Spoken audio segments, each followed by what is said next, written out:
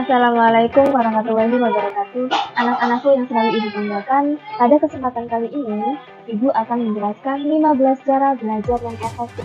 Sebagai pelajar, tentunya anak-anakku mempunyai kewajiban untuk belajar. Bahkan sejak kita dilahirkan, kita dihadapkan dengan kewajiban untuk belajar.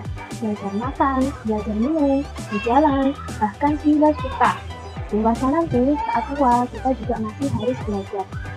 Meskipun semuanya belajar telah kita lakukan sehari-hari, banyak yang menganggap bahwa belajar merupakan hal yang tidak menyenangkan, apalagi pembelajaran saat daring seperti ini. Karena itu, pada kesempatan kali ini kita akan membahas tentang bagaimana cara belajar yang efektif menurut psikologi. Yang pertama, rasakan kebutuhan untuk belajar. Rasa kebutuhan untuk belajar akan membuat kita lebih bersungguh-sungguh dalam belajar. Kesungguhan ini membuat kita tidak hanya belajar saat sedang mood atau saat sedang ingin belajar, tetapi belajar di setiap waktu tidak akan terasa berat. Karena kita sebagai pelajar, maka belajar itu yang kita butuhkan agar lebih semangat dalam belajar. Lalu, yang kedua, belajar dimanapun yang kita suka. Memilih tempat belajar yang disukai tentu akan membuat kita senang dan merasa nyaman, apalagi tempat yang tenang.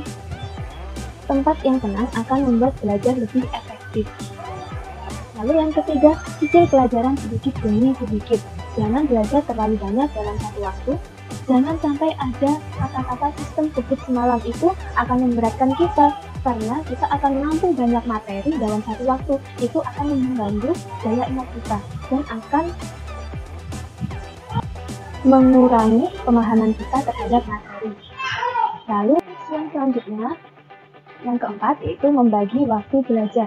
Ada baiknya kita membuat jadwal belajar dan target yang harus dicapai saat belajar. Dengan adanya jadwal dan membagi waktu belajar, kegiatan belajar akan lebih terstruktur dan rapi serta sesuai dengan ekspektasi dan tujuan kita di awal. Lalu yang kelima, yaitu berdiskusi. Berdiskusi dengan teman itu akan membuat belajar menjadi lebih menyenangkan.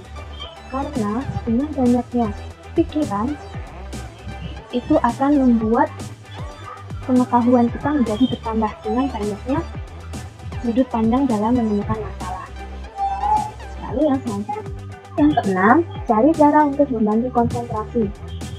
Cara untuk membantu konsentrasi setiap orang pasti berbeda-beda. Ada yang belajarnya lebih senang diiringi dengan musik, ada juga yang di tempat yang lebih tenang, atau dengan menggunakan gambar-gambar atau visualisasi, atau dengan praktek langsung. Itu terserah kalian mau ditanamkan yang mana. Dan ini berkaitan dengan gaya belajar siswa yang berbeda-beda. Itu akan menjelaskan lebih lanjut tentang gaya belajar ketika kita bertemu di kelas. Lalu yang ketujuh, pahami, jangan hanya menghafalkan. Kalau kita memahami materi dengan membaca, kita akan mengingat materi tersebut dalam jangka waktu yang panjang, berbeda dengan hanya menghafal. Kalau hanya menghafal, akan efektif untuk ujian atau jangka waktu yang lebih pendek, seperti itu. Lalu yang kedelapan, jangan malu bertanya.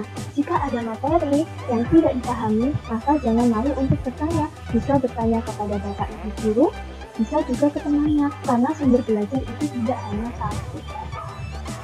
Yang ke-9, coba terus meski gagal. Gagal merupakan bagian dari pembelajaran. Tidak ada yang belajar yang dianggap benar tanpa melalui kegagalan. Bahkan, kegagalan dianggap sebagai cara proses belajar yang efektif karena kita mengalami sendiri penyebab dari kegagalan dan mengingatnya sebagai pembelajaran untuk tidak melakukannya lagi. Yang ke-10, sukai mata pelajaran. Menyukai mata pelajaran tertentu akan sangat berpengaruh terhadap keefektifan dan keberhasilan belajar kita. Dengan menyukai pelajaran, maka bagaimanapun caranya, kita pasti ingin paham tentang pelajaran tersebut. Berbeda kalau kita tidak menyukai pelajaran tertentu, maka bagaimanapun caranya, kita juga nggak akan paham dengan mata pelajaran tersebut. Maka, dari itu, kita harus menyukai semua mata pelajaran. Lalu yang ke-11, manfaatkan fasilitas yang ada. Nah, fasilitas belajar yang seperti Ibu sebutkan tadi, sumber belajar tidak hanya satu. Bukan hanya kepada bapak ibu guru, tetapi dari internet, video, televisi, dan lain sebagainya. Kita juga bisa bertukar pikiran dengan teman atau berdiskusi seperti yang tadi Ibu jelaskan. Yang ke-12, membuat review atau peta materi. Dengan membuat review atau peta materi, kita akan lebih mudah untuk mengingat pelajaran dan memahami intisari dari ilmu yang sedang kita pelajari. Selain materi yang kita buat tersebut bisa menjadi bahan yang lebih simpel atau lebih mudah. Yang ke-13, membuat kesimpulan. Apapun yang kita pelajari, maka tariklah kesimpulan dari materi tersebut.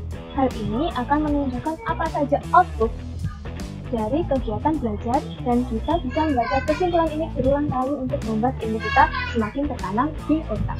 Lalu yang ke-14, mencoba latihan soal.